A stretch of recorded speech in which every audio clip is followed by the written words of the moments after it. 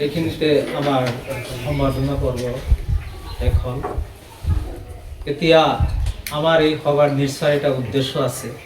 আমি বহুমূলীয়া উদ্দেশ্য লৈ আমি অভিভাৱক অভিভাৱিকা ছাত্ৰ ছাত্ৰী তথা শিক্ষক শিক্ষয়িত্ৰী সমবেত হৈছোঁ। গতিকে এইখন সভাৰ উদ্দেশ্য ব্যাখ্যা কৰাৰ কাৰণে বিদ্যালয়ৰ ভাইচ প্ৰিন্সিপাল ছাৰক অনুৰোধ জনাইছোঁ।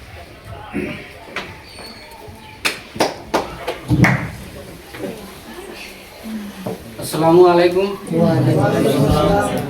আজিৰ এই বিদায়ী সভা মাননীয় সভাপতি মহোদয়, উপস্থিত মৰমৰ ছাত্ৰ ছাত্ৰীৰ অভিভাৱক অভিভাৱিকাসকল, লগতে মোৰ মৰমৰ ছাত্ৰ ছাত্ৰীসকল তথা এইখন বিদ্যালয়ৰ আমাৰ ছাৰ বাইদেউসকল তথা এইখন বিদ্যালয়ৰ প্ৰধান শিক্ষক, আজি আমি সকলোৱে ইয়াত কিহৰ কাৰণে একত্ৰিত হৈছোঁ আমি সকলোৱে জ্ঞাত।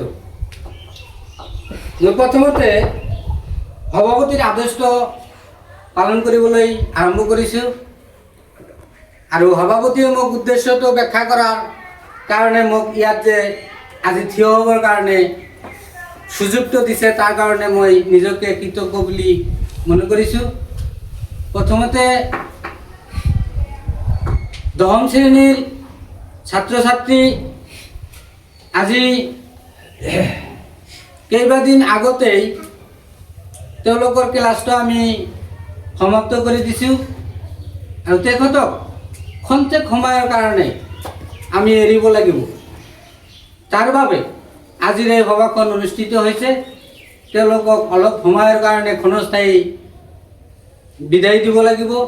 সেইকাৰণে আজি আমি সকলোৱে ইয়াত সমবেত হৈছোঁ। মৰমৰ ছাত্ৰ ছাত্ৰী তথা অভিভাৱকসকলক মাতি আনিছোঁ। উদ্দেশ্যটো হ'ল এইটোৱেই, বিদায়টো কোৱাৰ লগে লগে আমাৰ অন্তৰত এটা আতংকৰ সৃষ্টি হয় যে বিদায়টো কি, যে আমাক বিদায় ল'ব লাগে। কিহৰ বিদায় ল'ব লাগে? এইটো সেইকাৰণেই আমাৰ মনত কি হৈছিল, এটা আতংকৰ সৃষ্টি হয়। তো বিদায় আচলতে দুই প্ৰকাৰ। এটা হ'ল কি চিৰস্থায়ী বিদায় আৰু আনটো হ'ল ক্ষণস্থায়ী বিদায়। চিৰস্থায়ী বিদায় কাক কোৱা হয়? যে যিটো বিদায় নেকি এবাৰ যোৱাৰ পিছত তাক যেন আৰু পৃথিৱীত আমি কেতিয়াও আৰু বিচাৰি নাপাওঁ, সেইটো বিদায় কোৱা হয় চিৰস্থায়ী বিদায়। আৰু যিটো ক্ষণস্থায়ী বিদায়, ক্ষণস্থায়ী বিদায়টো হ'ল এবাৰ বিদায় লোৱাৰ পিছত যাক আমি পুনৰাই লগ ধৰিব পাৰোঁ তাকেই কোৱা হয় ক্ষণস্থায়ী বিদায়। যেনেকুৱা আজি তোমালোকে আনুষ্ঠানিকভাৱে বিদায় ল'বলৈ ওলাইছা, এইটোৱে হ'ল এটা কি কৰিছিল ক্ষণস্থায়ী বিদায়। তো এই বিদায় কেতিয়াবা আমোদজনক হয় আৰু কেতিয়াবা দুখজনক হয়। আজি যেনেকৈ আনুষ্ঠানিকভাৱে বিদায় ল'বলৈ ওলাইছে, এইটোৱে হ'ল এটা কি কৰিছিল দুখজনক বিদায়। কাৰণ তোমালোকে বহুদিন আমালোকৰ মাজত থাকিলা, সেইকাৰণে এই বিদ্যালয়ৰ পৰা বিদায় লোৱাটো খুব মানে কি কৰিছিল দুখজনক হৈছে।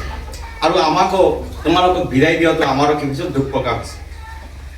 আৰু এই বিদায়টো কেতিয়া আমোদজনক হ'ব? যেতিয়া তোমালোকৰ অহা দিনত যিটো মানে পৰীক্ষা আহি আছে, এই পৰীক্ষাত তোমালোকে ভাল ফলাফল দেখুৱাব বা ভাল ফলাফল দেখুৱাই বেলেগ এটা বিদ্যালয়ত নামভৰ্তি কৰিব, তেতিয়া সেই বিদায়টো আনন্দত বা আমোদজনক বিদায়ত পৰিণত হ'ব। তা আজিৰ এই বিদায়টো অকল বিদায় সভাই নহয়, এইটো এটা সজাগতা সভাও হয়। কাৰণ তোমালোকৰ সন্মুখত যিটো পৰীক্ষা আহি আছে, এই পৰীক্ষাটো দিবলৈ কেনেকৈ প্ৰস্তুত থাকিব লাগিব, কেনেকৈ পৰীক্ষা হলত বহিব লাগিব, পৰীক্ষাৰ প্ৰশ্ন কাকতখন হাতত পোৱাৰ পিছত তোমালোকে কেনেকৈ মানে লিখিবলৈ চেষ্টা কৰিব, তাৰে এখন সজাগতা সভা আমি শিক্ষকসকলৰ ফালৰ পৰা আয়োজন কৰিছোঁ। আমি বহুতে দেখা পাওঁ যে ছাত্ৰ ছাত্ৰীসকলে যেতিয়া পৰীক্ষা আৰম্ভ কৰে বা প্ৰশ্ন কাকতখন হাতত পায়, হাতত পোৱাৰ পিছত সেই ছাত্ৰ ছাত্ৰীসকলে যেতিয়া লিখিবলৈ আৰম্ভ কৰে, যে প্ৰথমে কি কৰিছিল, যদি মানে এক মাৰ্কৰ মানে কি কৰিছিল যে 5টা কুৱেশ্যন থাকে, তাত লিখা থাকে বা যিকোনো 4টা বা যিকোনো 2টা প্ৰশ্নৰ আনসাৰ লিখে।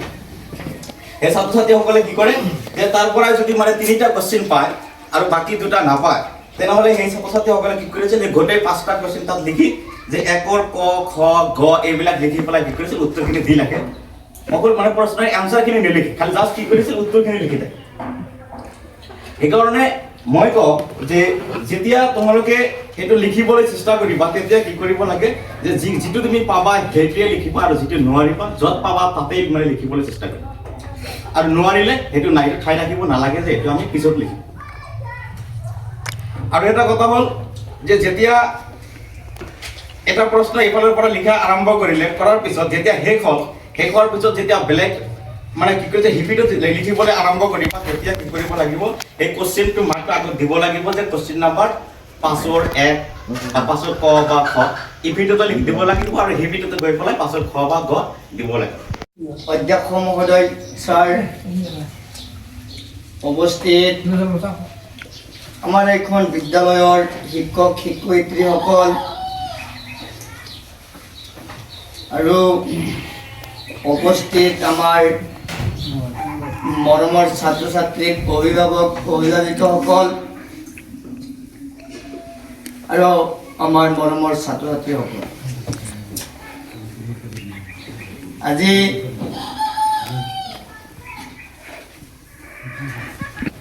কাৰণ এনেকুৱা মিটিং পাতিছিলোঁ আমি আগতেও বহুত, কিন্তু অভিভাৱকক পোৱা নাছিল। সেইকাৰণে আজি যিহেতু পাইছোঁ, ছাৰে মোক সংকীৰ্ণ সময়ৰ ভিতৰত ক'ব কৈছে, ছাৰৰ ওচৰত মই আবেদন বিচাৰিছোঁ যাতে মোক অলপ সময়খিনি ভৰাই দিয়ে, কাৰণ এনেকুৱা আমি আৰু আগত পোৱা নাছিলোঁ। আজি পাইছোঁ আপোনালোকক মোৰ ফালৰ পৰা কিবা ক'ব লগা আছে, মই কম আজি।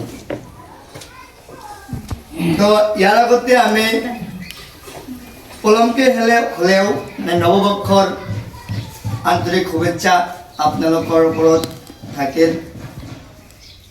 আৰু আমাৰ এই বিদায়ী ছাত্ৰ ছাত্ৰীসকল, আমাৰ এইখন বিদ্যালয়ত কিছুমানে 10 বছৰ, কিছুমানে 5 বছৰ, কিছুমানে 2 বছৰ ইয়াত লিখা পঢ়া কৰিলে। আমি যিমান পাৰোঁ আমি শিকাইছোঁ।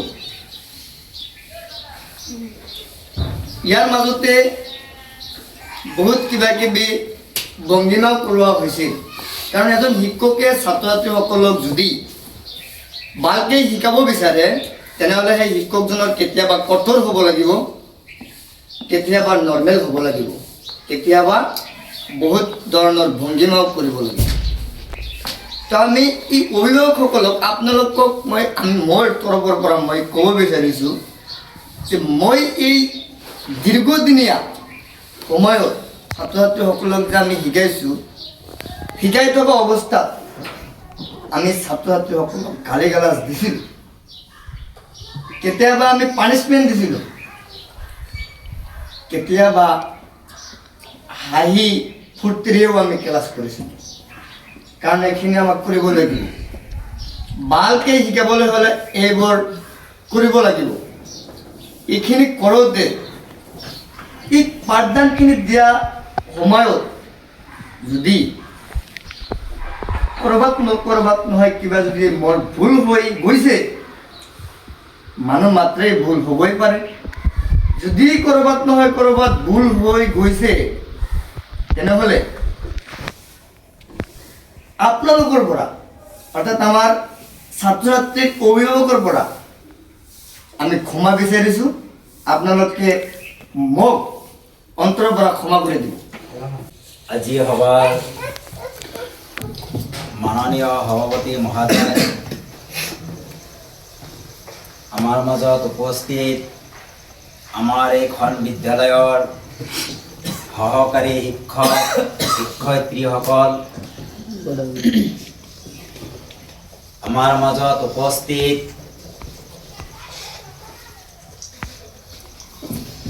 অভিভাৱকসকল, আমাৰ মাজত উপস্থিত আমাৰ অতি আদৰেৰ, অতি মৰমৰ, অতি স্নেহৰ কণ কণ ল'ৰা ছোৱালী বা ছাত্ৰ ছাত্ৰীসকল,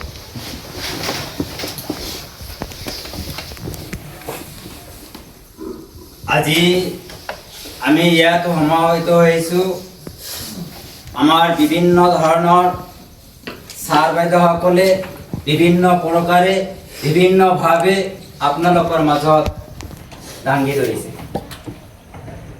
ইয়াত আৰু ক'বলৈ গ'লে এটা কথাও বাকী নাই, গোটেইখিনি শেষেই পাইছে। তথাপিও যিহেতু আমাৰ সভাৰ সভাপতি মহোদয়ে আদেশ কৰিছে আৰু আদেশ মৰ্মে দুই এষাৰ ক'বই লাগিব। আজি আমি এইখন বিদ্যালয়ৰ জইনিং হিচাপে আমি 2017 ইয়াতে আহিছোঁ, এইখন বিদ্যালয়ত আহিছোঁ আৰু 2017 পৰা আৰম্ভ কৰি আজিৰ দিনলৈকে এইখন বিদ্যালয়তে আছোঁ। যেতিয়া আমি 2017 পিছৰ পৰা 1 বছৰৰ পৰা 2 বছৰ যোৱাৰ পিছত যেতিয়া আমাক এইখন বিদ্যালয়ৰ ইনচাৰ্জ হিচাপে দায়িত্ব দিলে,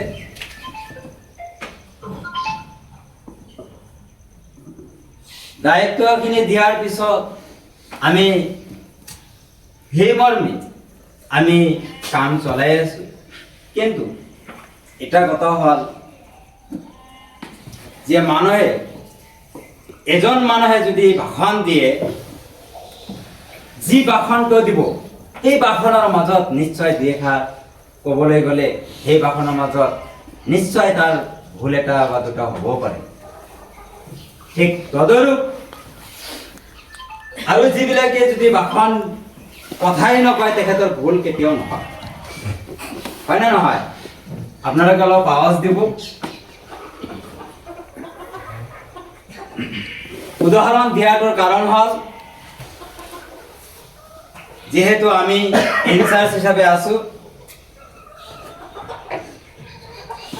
স্কুল পৰিচালনা কৰাৰ সময়ত হয়তো শিক্ষক শিক্ষয়িত্ৰীৰ তৰফত তেখেতকো কৈছোঁ বিভিন্ন ধৰণৰ ভাষা প্ৰয়োগ কৰা হৈছে।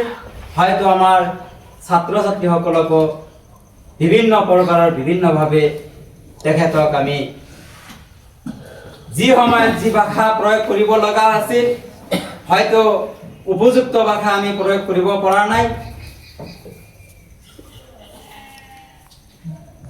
তাৰ কাৰণেও আমি আমাৰ অভিভাৱকসকলৰ ফালৰ পৰা আমি জ্ঞাত যে তেখেতৰ ফালৰ পৰা